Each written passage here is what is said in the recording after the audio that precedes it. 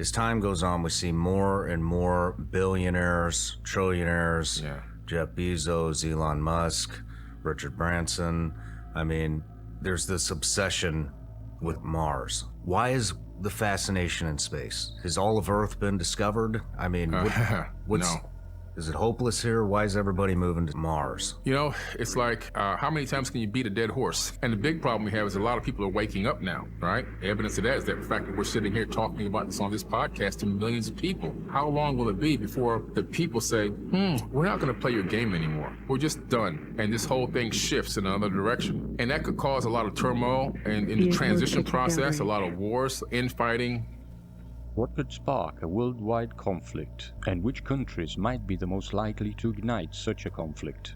We haven't even, really looked at the oceans that much. There's so much going on here on this planet and explored a lot of Earth. There's so much more to explore. However, based on the way we're set up as a global economic system, and you look at what's going on, it just seems to a lot of billionaires that the next big move is, let's go create a breakaway civilization and start our own thing over here, basically is what it is. And so we know that Mars has a lot of data over the last several decades. Why? Because we've sent so many missions to Mars, and so has Russia as well. If you look at the total amount of missions to Mars with rovers and satellites and calculate the expenditure, you're in the trillions of dollars. Now, why would anybody spend trillions of dollars to go visit a cold, dry rock? So it makes these billionaires start asking questions, and then they're in the in crowd so they can get some answers, and they find out that Mars is not exactly what we've been told in terms of habitability. We found out that Mars, we were told, was a cold, dry rock with no magnetic field, and DNA would just unravel based on the radiation. All of a sudden, the new science has come out. Mars has a rotating magnetic field, and not only that, it spins on its axis almost at the same exact speed of Earth. So a day on Mars is like 23.5 hours. And so that speed of the rotation on its axis creates something called bow shock, which bends and warps cosmic rays and radiation around the planet. Along with the weakened magnetic field, you can actually survive. Anything with DNA can survive on the surface. Also now, the science data has come back from the REMS unit we sent there, and there's oxygen. There is oxygen. There is oxygen on Mars. Yes, there's oxygen. Not only that, guess what they said about the soil? They said the soil on Mars is better for growing crops than the soil on Earth.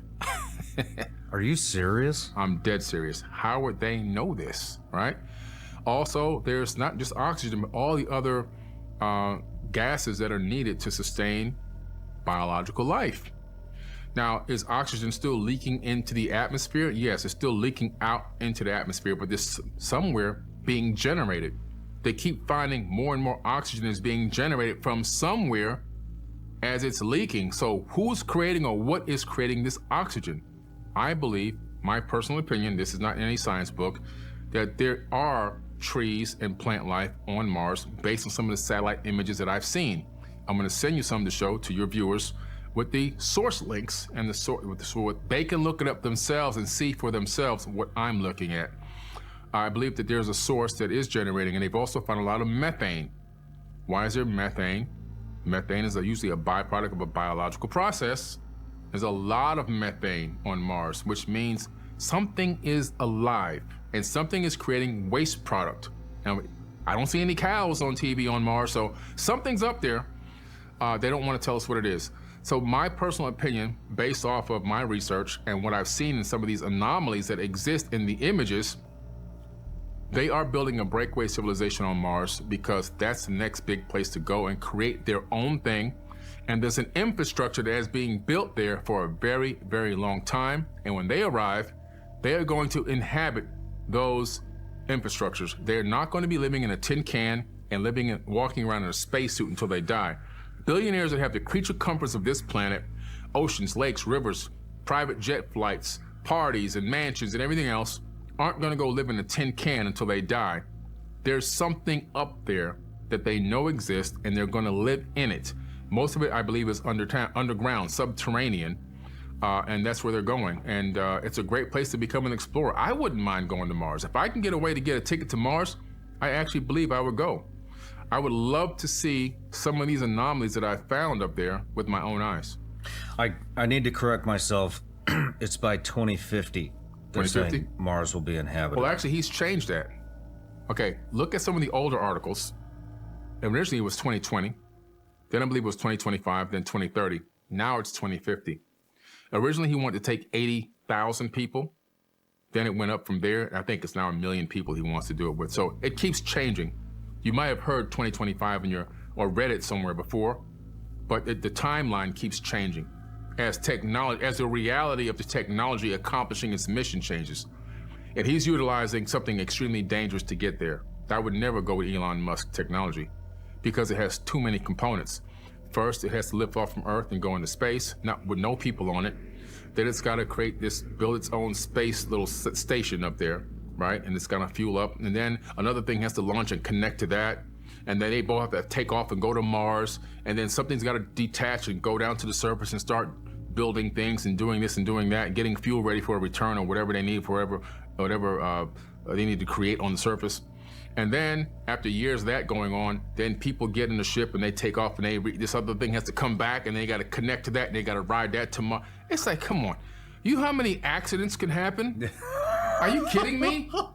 This is like a bad deck of cards just waiting to collapse. One mistake anywhere in any component and everybody's dead. So to me, it's a joke. I mean, I'd rather go on Branson. Richard Branson has a better idea. He's got a space plane.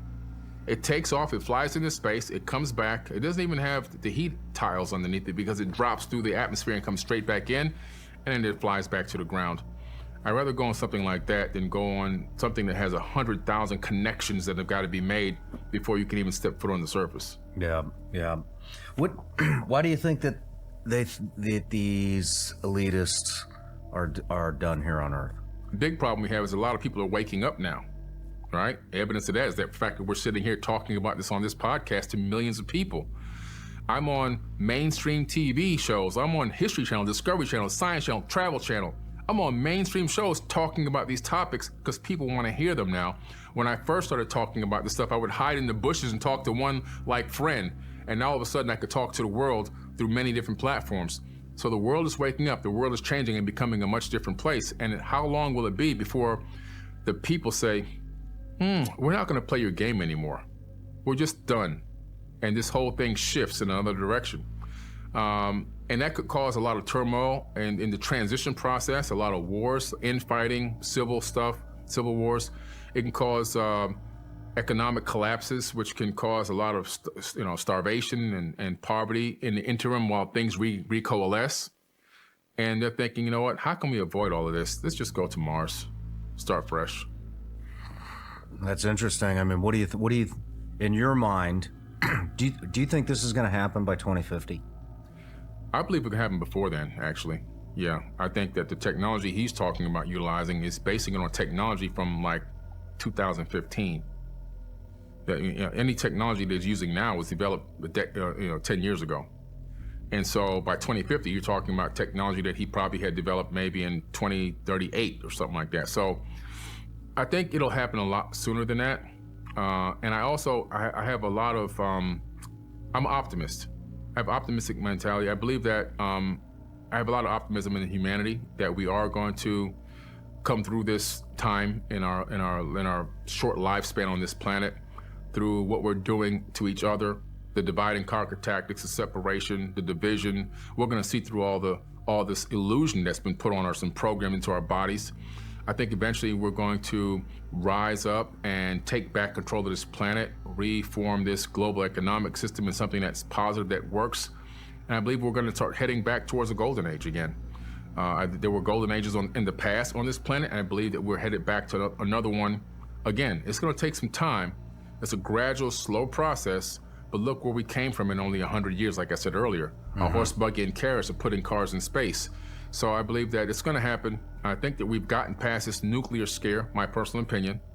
I think that the beings up there let us know by showing up at these flights and these missile silos and deactivating our nukes that we weren't going to be able to use them whether we wanted to or not anyway, after what we did to Japan and so forth. And so I just believe that we're in a stage right now where we got past destroying ourselves, And after we get through this arduous process of learning how to walk, because we're children, we got to learn how to walk, then we'll learn how to run. It's going to take some time, but we'll get there. So if you look at Mars, you'll find that a lot of the anomalies are kind of really resemble ancient structures on Earth.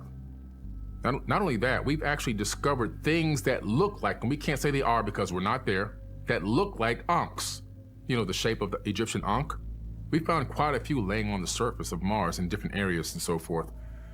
How in the world can the Egyptian Ankh be on Mars? Things carved into sides of mountains that look like Egyptian motif. Why would that be on Mars and on Earth? Building remnants of what looks like ancient structures that resemble the same construction technique that we see in Peru and Bolivia and Egypt and everywhere else. And so it's like, why in the world would we see something so similar on Mars and on Earth? What is the connection? When you go into the ancient Sumerian tablets, you discover that there were beings living on Mars called the Igigi in these ancient tablets. They were the working class Anunnaki people, and they were up there creating a breakaway civilization, but the atmosphere was very harsh as it is today. And so they were complaining to their rulers who were on Earth, Enki, Enlil, and Anu, that the conditions up there were kind of harsh, and they don't mind it, but they would just like to have a break. And they also said, and by the way, we would love to have some women too. They didn't have any women, supposedly. They wanted some women and they wanted to take a rest. And so they weren't given a break. And so in the Epic of Atrahasis, they decided to go to war against the kings of Earth.